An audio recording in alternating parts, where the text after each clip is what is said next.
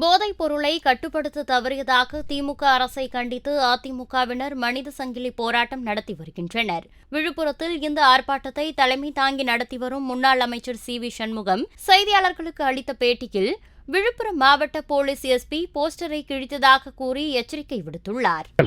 என்பதுதான் எங்களுடைய கோரிக்கை. அதில் தொடர்புடைய யாராக இருந்தாலும் சரி, எப்படிப்பட்ட பதவியில் இருந்தாலும் சரி, அவர்கள் மீது நடவடிக்கை எடுக்கப்பட வேண்டும்.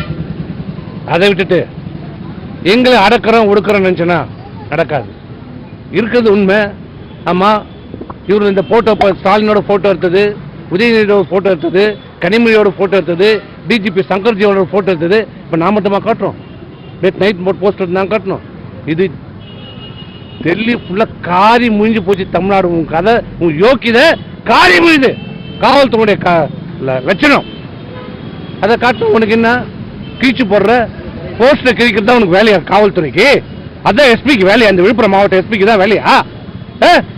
நான் கேட்கிறோம், நீ கீழ்ச்சி போட்டுட்டா, சீப்பம் மறைச்சிட்டா கல்யாணம் நின்றுடுமா?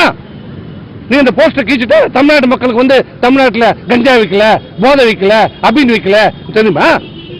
இன்னொன்னு சொல்ற, திமுகவுக்கு எப்படி எந்த அளவுக்கு இதுல தொடர்பு இருக்கிறதுக்கு ஒரு உதாரணம் ஜாஃபர் சாதிக் மட்டுமில்ல. இதே நவம்பர் கடந்த ஆண்டு 2022 நவம்பர் மாதம் ராமேஸ்வரத்தில் திமுகவுடைய கவுன்சிலர் கொக்கைன், கோடிக்கணக்கான ரூபாயில் கொக்கைன் பிடிபட்டது. அது ஒரு மிகப்பெரிய ஆபத்தான போதைப் பொருள். கொக்கைன் பிடிபட்டது. காவல்துறை அறிவிக்கிறது இது கொக்கைன் என்கிற போதைப் பொருள் என்று. ஆனால் 24 மணி நேரத்துக்குள்ளாக தமிழக அரசினுடைய கடலோர பாதுகாப்பு படை, மத்திய அரசு இல்ல, தமிழ்நாட்டினுடைய கோஸ்டல் செக்யூரிட்டி குரூப் உடனடியாக அறிவிக்க கொடுக்கிறது 24 மணி நேரத்துக்குள்ளாக. அது போதைப் பொருள் அல்ல, அது உரப்பொருள், நிலத்துக்கு போடுகிற உரம். எங்க லேபுக்கு டெஸ்ட் காமிச்சியா? டெஸ்ட் பண்ணியா?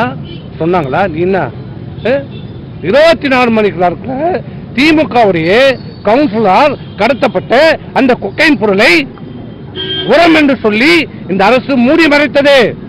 இன்னைக்கு ஜாபர் சைடு என்ன பண்றாரு? உணவுப் பொருள்ல இந்த போதை மருந்தை கடத்திதான் இந்த தொழிலை செய்து இருக்காரு.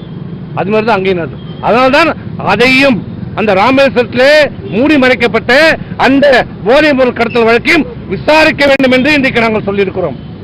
ஆகவே செய்திகளை உள்ளது உள்ளபடி தெரிந்து கொள்ள ரெஃப்ளெக்ட் நியூஸை சப்ஸ்கிரைப் பண்ணுங்க.